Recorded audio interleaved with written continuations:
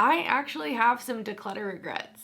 I know. It's weird. Let's talk about it. I've done a lot of declutters on my time here on YouTube. I'm sure you guys know that. I know a lot of you guys really like them, and I enjoy doing a declutter, you know, every now and then. It feels good. It feels really good. And I would say 95%, 99 probably actually, percent of my declutters I do not regret. I feel good about all of that. But that little 1%, I do have a few items that I regret decluttering, and I thought I would talk about them with you today. I've never done a video like this because only more recently have I been thinking about decluttering a little bit differently, and I'm going to talk about that a little bit here at the beginning, so I'll try to leave a timestamp or something if you want to get to the actual like products, like the list. But I want to talk on it a little bit because one, I want to just say, like, if you are trying to declutter, trying to downsize, that's something you want to do, I don't want this to like freak you out that you're going to regret stuff. I know that's like sometimes the hard part about decluttering is like, you know, questioning yourself on if you're going to be upset if you get rid of something or not. And so I don't want this to be like, so don't declutter anything in your life. Like, that's not like the advice I want to give out or something necessarily, because I do think that decluttering can be really great. But I have kind of changed a little bit of my mindset. I feel like I didn't have a good mentality around products. I feel like only in the last year or so have I been able to just genuinely enjoy makeup again, enjoy trying things, and just have like a true joy and gratitude and like happy mindset around makeup. I feel like for a while it was just more tumultuous than that. We'll just call it that, I guess. And so I feel like sometimes I'd get anxious with all this makeup. I'd feel bad about having all this stuff, whatever.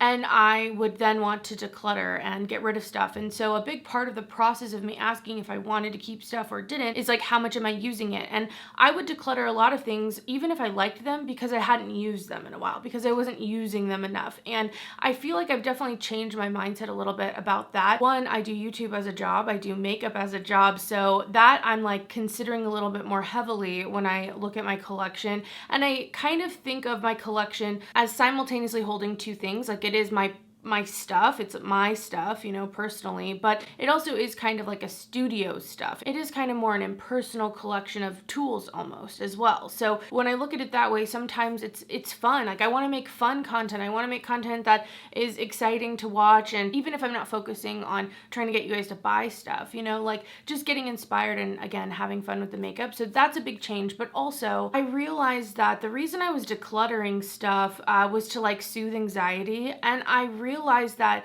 by just like using makeup, and I know this sounds bad, but you know, the pandemic was hard for all of us, and I think going into the pandemic it was still kind of tough, but actually just like using my makeup, using the products that I'm feeling overwhelmed with, helps me have a more like tangible relationship to those items. It reminds me of why I do or don't like things, and does that same kind of like soothing as just like getting rid of stuff does, you know, like using it and feeling like I like this stuff, I use this stuff, this isn't junk, this isn't just clutter, it's not just stuff, this is stuff I love, and like reminding myself, and again, kind of getting in touch with that. So anyway, with that kind of change, I've definitely been a little bit more hesitant to declutter stuff, especially with the question of just like, oh, I haven't used it in a while. It's like, just because I haven't used something, let's say in a couple of months, even 6 months, if I still like that product, if it still inspires me, if I still like get joy from looking at it, I'm gonna keep it around, you know? I don't know when I might want to use that, and I'm okay with having it in my collection for those reasons. So, and that kind of ties us back to this video, the declutter regrets. I feel like my list of declutter regrets comprise mostly of like two things. One is like getting rid of like more permanent products or non-limited edition items just because I don't use them. Some of those I kind of wish I just had, like, you know, it just doesn't hurt having them here. I could see myself like enjoying them. Two, for nostalgia reasons, you know, I do have some items that I kind of wish, even if I couldn't use still or didn't want to use because they're kind of getting old, I do have this kind of soft spot for nostalgic items, and there is something that feels really cool to like look at and actually have a product that, you know, is no longer available, no longer around. And I don't think I want to get to the level of like makeup historian in my collection, you know what I mean? Like, I don't know if I want to go that deep, but I will say like those few little like items, you know, that are really iconic or are really iconic to me in my life, like at different levels, I kind of wish I had some of those things, you know, just to kind of swatch and compare how are new formulas to old formulas, how do formulas age. Like, there's just some like interesting interest to me there. And then last thing, I didn't touch on this, but I also have noticed that my tastes are changing a lot. Trends are changing super fast, like faster than ever before. And I feel like I'm partially like not impervious to that. I like, you know, being somewhat trendy. I don't think I'm the best at it, but you know, I got my two little bangs. I got a little bit of a middle part. I'm catching on. But personally, my style has changed. And also as I age, what I like has been changing as well. You know, I used to only do color. I used to only do sparkle. And now I like neutrals. I like sparkle. I like satins. I like a lot of different stuff. And so I feel like some of these items that I've decluttered could have like transitioned with me through different times. And so that's another reason why I just don't want to like get rid of things just to do it, because maybe my taste will change. Maybe what I'm looking for is that really dewy blush and I have it, you know? So those are just some thoughts. I don't know. I just thought I'd put that out there. But overall, like I really do feel like most of everything I've decluttered, I do not regret. I just want to say. So you gotta let stuff go, guys. You gotta let it go. There is a level of gotta let it go, okay? So don't use this as like a reason to like keep things that you know you're never gonna use, that you don't like. Like I don't want to keep stuff necessarily that I don't want to use at all. Like I know I'm never gonna want to use. I don't like those things. Very, very, very, very, very few times do you like change that much where the thing you hated you now love. Like it happens, but I feel like for all the times it doesn't, it's worth it to get rid of it and just like be amazed at how much your mind can change later if you do change your mind. Okay, so let's talk about my actual regrets. The first item I have on here is the NARS Fort de France highlighter. I remember at the time when I bought this highlighter that, you know, it was kind of out of, you know, it was a lot of money for me at the time. I was kind of like trying not to buy a lot of stuff, but I bought this highlighter. I was really excited for it. I remember liking it well enough, you know, but I really just, I love highlighters. I'm just like, I don't give a shit. Like, I love highlighters. I'm gonna have a million. I don't care. I literally don't care. Like, they bring me so much joy. And so I don't remember ever like just hating it. And so I'm like, why did I get rid of that? I'm looking on Sephora though right now and I don't see the highlighters from NARS on there. So I don't know if these have gotten discontinued. And in that way, I feel like, oh, well, you know, I guess it's gone. But I kind of wonder if NARS is going to come out with some more highlighters. That would be awesome. I really hope they do that. But I can only feel that the reason I got rid of that was just because I don't use it enough. Like it wasn't in the top of my highlighters at the time, but I don't remember it being like, ooh, I dislike it, you know? And so I'm just like, I want to use it. Like I want to try it. I feel like in the last year, I've thought multiple times of like, man, I wonder how I'd like that now. I'd wonder how I like that now. And if I had only kept it, I could have used it, you know? It's not the end of the world. It's not the biggest regret in my life for sure. But you know, I'm kind of like, dang, like those little moments are like, just hold on to it. Like I literally have drawers full of makeup. I literally do this as a job. It's not that big of a deal just to like keep a highlighter if I'm on the fence. And I don't feel like I need to push myself just to get rid of stuff just to do it as much anymore. Whereas I felt like I got a lot of endorphins from like whittling it as small as possible. And instead I try to get those endorphins from just like using the stuff that I have and really being in my stuff and not feeling like I'm neglecting it, because I feel like that's where the sadness comes from. And I feel like if you like neglect it, don't use it, you can like get rid of it and feel good, or you can like actually just start using it and feeling good. And I feel like I'm more choosing the other route, and I just didn't feel like that was an option at the time. Like I just didn't connect those, I guess. Next, I have a few different eyeshadow palettes. This one, the Black Moon Cosmetics Urban Myth palette. I think I wish that I kept this, even though I remember not liking it. I remember being like, I don't like this, and I duped it out. I did a whole dupe video. I think I did 2 videos at a time on that one, and I just kind of wish I could have it and look at it. Like honestly, with that one, that's as much as I wish. I mean, it had like half sparkles, half mattes. It was kind of more colorful, and it was the only thing I had from Black Moon Cosmetics. So I just kind of wish I had it and could like look at like, man, why was I inspired by this? Why did I have this? It felt so fleeting in my collection too. Like, man, I didn't even have it that long. Like it just was in and out so fast. So that's one that I kind of am like, dang, I wish I could just like try it today with my new preferences, my new everything. Even though I like neutrals a lot, I kind of just want to put my little fingers in it, tap a little bit of those sparkles on my eyes. Like I want to do that. Next, we have to put the iconic, the absolutely iconic Naked palette. I got rid of my Naked palettes pretty early on, like back in like 2016, 2017, 20, I mean, a long time ago. And I really wish I had not only the original Naked palette, but I do wish I kept my Naked 2, specifically those two. One, the Naked palette, I mean, you guys, like, it's not around anymore. They discontinued it, and you know, they haven't brought it back. I'm kind of surprised. I wonder if they'll do something where they'll, like, I know they did the Reloaded, but I kind of wonder if at some point they'll just kind of do a drop. I don't know.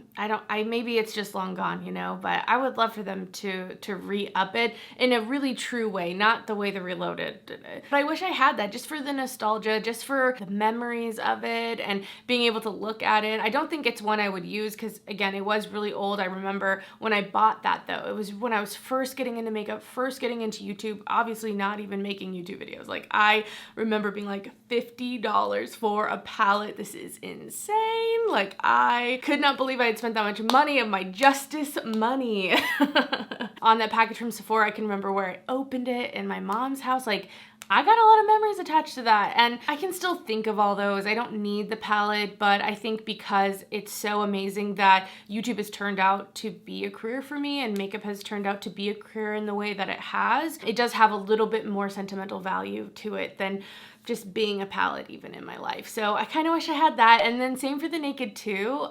This one, I probably still wouldn't use 2 again because it is getting old, and I do think it's, you know, you want to be smart. You don't want to put bad shit by your eyes. It's all old if you can help it. And I feel like when we're getting to 8 years, 9 years, 10 years old, it's getting a little old there. You know what I mean? Like, do you, but I'm just saying. But specifically with the Naked 2, I think it's interesting because I bought the Naked 2 at the time. Everyone was using it and I was like okay with it. But then warm tones came in, right? Like the Anastasia what is it called? New Romance? I can't even remember the name of it. Modern Renaissance.